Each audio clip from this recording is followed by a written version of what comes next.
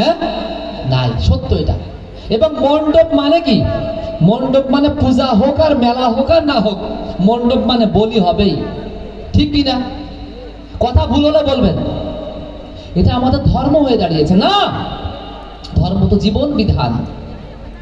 যা আপনাকে যে মেলা আপনার মেয়েটাকে ছেলেটাকে নষ্ট করছে, ওই মেলা বন্ধ করে দেন। যে মেলা আপনার জীবনের আপনার সন্তানগুলোকে সুন্দর করে বাঁচানো শেখাচ্ছে, ওই মেলা তৈরি করেন, জীবনের মেলা তৈরি করেন। কিন্তু বাস্তবতায় কি হয় জানেন? যখন ধর্ম আলোচনা হয়, এই ধর্ম আলোচনায় ছেলে পেলে থাকে খুব কম। আশেপাশে দোকানপাট যেগুলো আছে দেখবেন ভোয়ার বড়, সব ভরপুর। ওখানে যেখানে আনন্দবাজার হচ্ছে দেখবেন আনন্দবাজারে ভরপুর। একটু আগে খেয়েছে, তারপরে হচ্ছে কখন খাওয়াটা দেবে, খাওয়াটা দেবে কখন, আর কতক্ষণ বক বক শুনবো।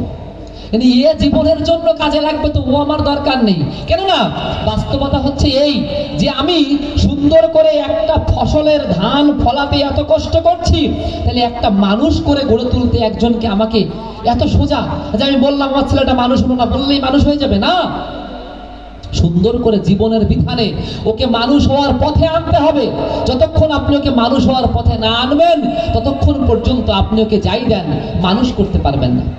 আপনি ওকে খাওয়াচ্ছেন, মনে করছেন ওর অন্নের চাহিদা পূরণ করছেন, হতে পারে।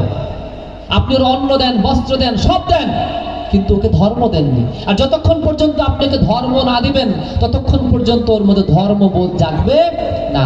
তো কি করে হবে? ওই যে ওকে সুন্দর করে ধ্যান করানো শেখাতে হবে। আমার গীতার মধ্যে বলছে যে ধ্যান করো অর্জুন, তুমি নিয়ত আমার ধ্যান করো। তাহলে গীতায় ধ্যান করতে বলছে, আমি ধ্যান না করে আর যাই করি লাভ আছে? আমার লালন ফকির একই কথা বলছে, ঠাকুর একই কথা বলছেন। দীক্ষার সময় ঋত্বিকেরাও কি শেখাচ্ছে? ধ্যান করো। তাহলে ধ্যানটা করা কার দরকার? যদি আমি মানুষ হতে চাই, যদি আমি তাকে চিন্তা করতে চাই, আমাকে ওই ধ্যান করতেই হবে। আমার তেসরা তিল, আমার এই আজ্ঞা চক্র, আমার এই থার্ড আই, এখানে তাকে চিন্তা করা শিখতে হবে। আমার জিল্লুর ভাই কি সুন্দর বললেন যে আপনি যখন রাস্তা দিয়ে চলবেন, চোখ বন্ধ করলে আপনার প্রভুকে দেখার চিন্তা করেন। আহারে, কার বলেন তো চোখ বন্ধ করলে ঠাকুরের রূপটা মনে পড়ে?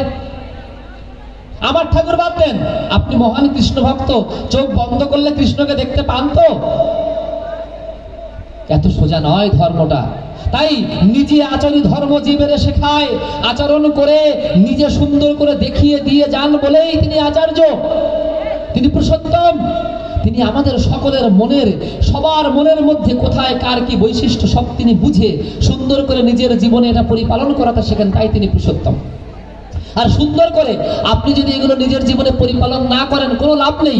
এই ঠাকুর এসে এ যুগে ওই তত্ত্বকথার জাল যেমন বুনে গিয়েছেন, বারবার আক্ষেপ করেছেন যে ধর্মকর্ম এত কিছু করেও তোমরা যদি কৃষ্টি বর্জিত হও, তাহলে কোনো লাভ নেই। বাস্তবতায় ওই কৃষ্টিটাকে ধরে রাখাই ধর্ম। তাই সুন্দর করে আমারও একটা গল্প মনে পড়ে যায়।